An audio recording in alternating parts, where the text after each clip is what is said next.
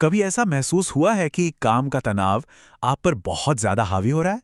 देखिए, आज हम कर्मयोग की जो सदियों पुरानी टीचिंग्स हैं, उनके जरिए काम को देखने का एक बिल्कुल ही अलग और शायद ज्यादा सुकून भरा नजरिया खोजने वाले हैं।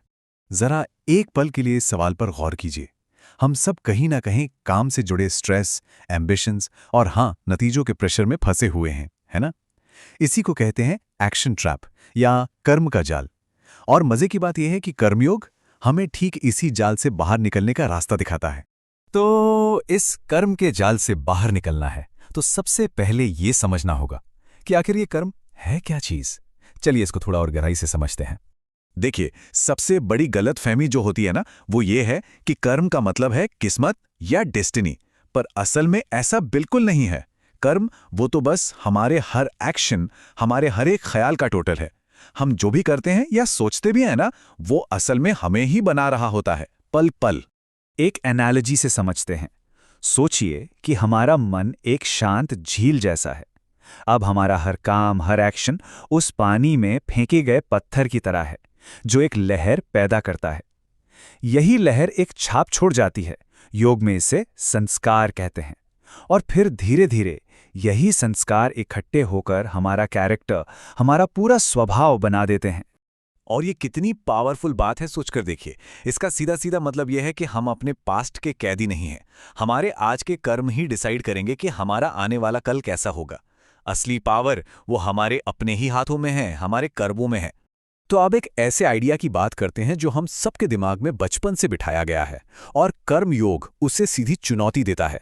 ये एक बिल्कुल ही अलग पर्सपेक्टिव हमारे सामने रखता है। यहां स्क्रीन पर देखिए, दो रास्ते हैं।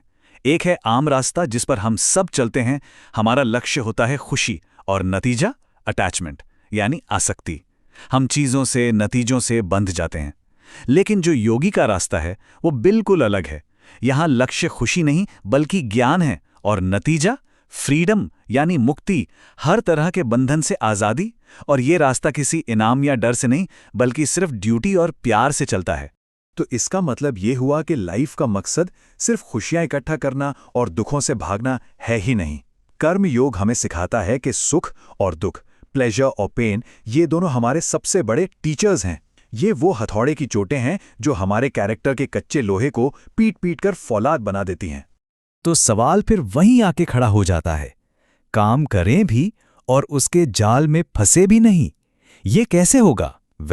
कर्मयोग इसका एक बहुत गहरा सीक्रेट बताता है, और वो है निस्वार्थ कर्म का रहस्य।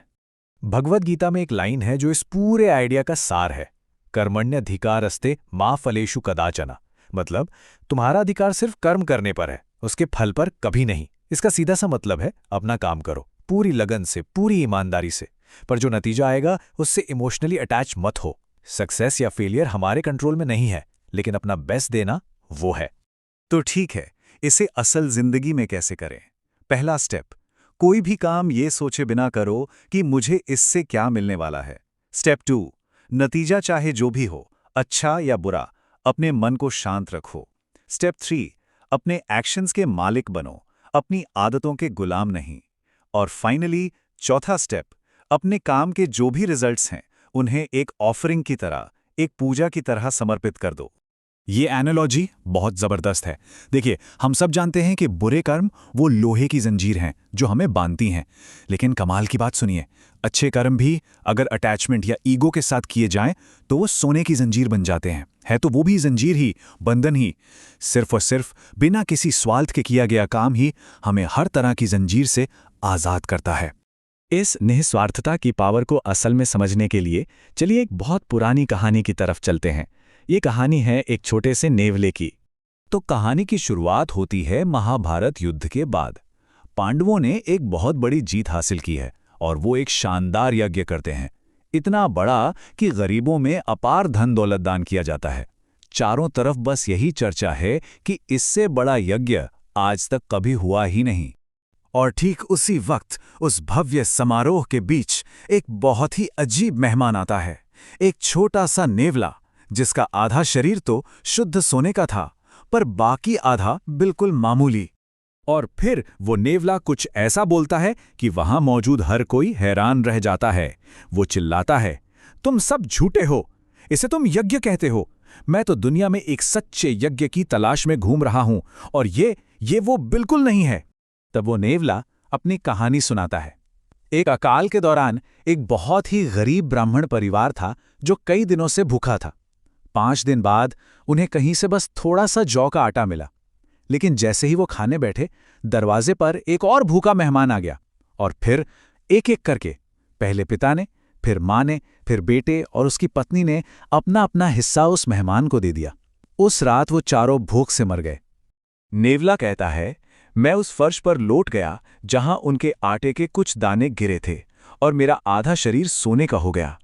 मैं तब से भटक रहा हूं एक ऐसे ही दूसरे सच्चे निस्वार्थ दान की तलाश में, ताकि मेरा बाकी शरीर भी सोने का हो जाए।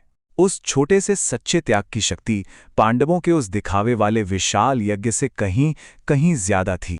तो इस सब का निचोड़ क्या है? एक कर्म योगी का असली आइडियल, उसका अल्टीमेट गोल क्या होता है? चलिए इसे देखते हैं। इसे ऐसे समझिए, बाहर से देखने पर एक कर्म योगी एक बिजी शहर की तरह होता है, हर तरह के काम में, एक्शन में पूरी तरह इन्वॉल्व। लेकिन अंदर से उसका मन एक शांत पहाड़ की गुफा की तरह होता है, बिल्कुल स्थिर, बिल्कुल शांत।